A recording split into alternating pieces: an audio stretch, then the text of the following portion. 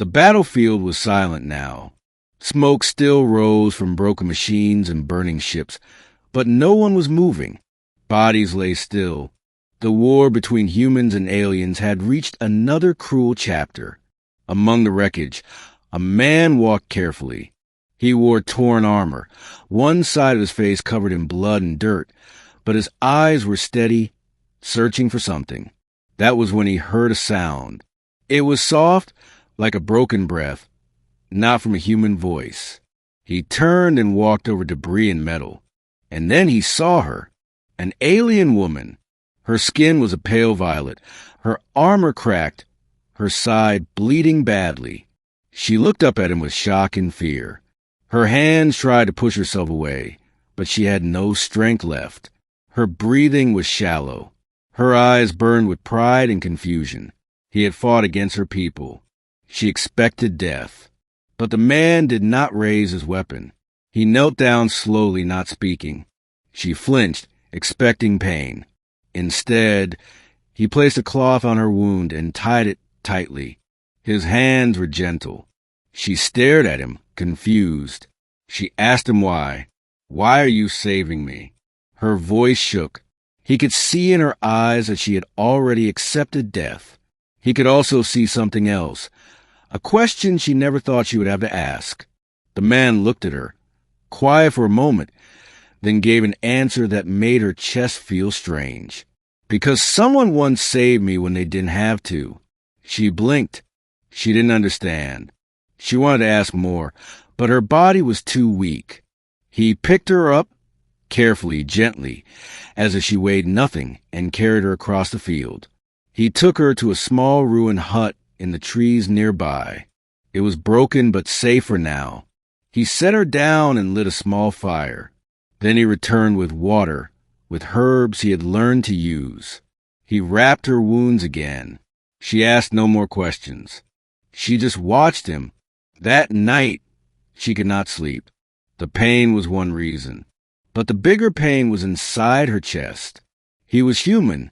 Her kind had told her that humans were cruel, that they would never show mercy, that they would never touch an alien with kindness. But this man had touched her with care. She could still feel his hands on her wound. She could still feel the way he held her like she mattered. She began to speak, not about the war, but about herself. She had no name left, not one that mattered. Her rank had been erased when her ship fell. Her family was gone. Her purpose had been to fight, nothing more. She had always thought that dying with honor in battle was her best ending. But this was something else. It felt like she had been pulled from death into something unknown. He listened. He did not speak much, but his eyes were kind. That was what confused her the most. As her body healed slowly, her thoughts became louder. She had always believed in strength, in control, in silence. But now silence felt different. It was not empty. It was shared. She began to ask him about his people, about why they fought. He told her that he used to be a farmer before the war, that he had never wanted to be a soldier, that he missed the sound of wind in the fields more than the sound of gunfire. She laughed softly once. It hurt her ribs, but it also made her eyes warm. She said she had never laughed before. He believed her. One night, she asked him again, "Why did you really save me?" "Not just because someone once saved you. There must be more." He sat in silence for a while. Then he said, "Because you looked like you were already dead inside. But something in your eyes told me you were still holding on. I couldn't let that go." She looked down. She had tried to hide that part of her, the small part that still wanted to live. Even when her body had given up, even when her people had left her behind, that part of her had been seen, not by another alien, but by a human. As the days passed, she grew stronger, but she did not leave. She told herself that it was because she still needed to heal. But deep inside, she knew the truth. She didn't want to go. She didn't want to return to a world where she was only a weapon. One day, As she sat near the fire, she looked at the man and said something she had never said before. "I don't know who I am now." He didn't answer with words. He just nodded, as if to say, "That's all right.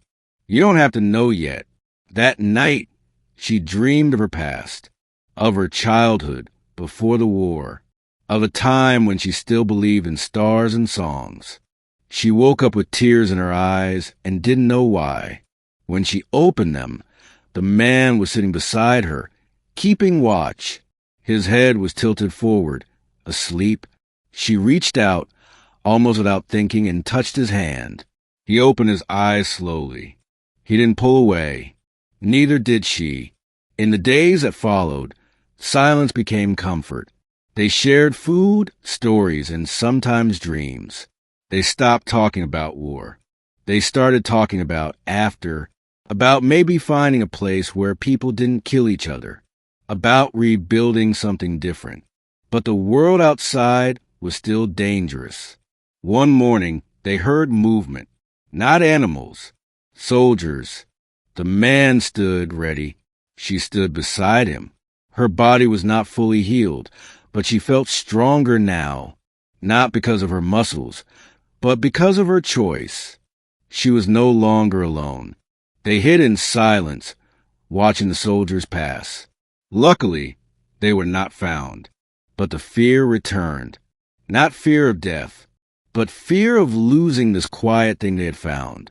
That night, she looked at him and asked, "Would you have saved me if I had killed someone you loved?" He looked at her and said, "I don't know. Maybe not. But I didn't see a killer in you. I saw someone who wanted to stop fighting." She said, "I did. I wanted to stop long before we even met, but I didn't know how." He nodded. "And now," she said, "now I do." In that moment, she knew something had changed. Not just her body, not just her mind, but her future. She would never return to who she was before. And for the first time, that thought didn't hurt. Later that night, she took off the last piece of her armor and placed it by the fire. She whispered softly that it no longer belonged to her.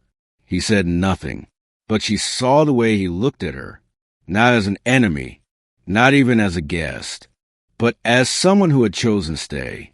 There was no promise spoken, no ceremony, just two souls, broken in different ways, slowly helping each other find light again. And that was enough.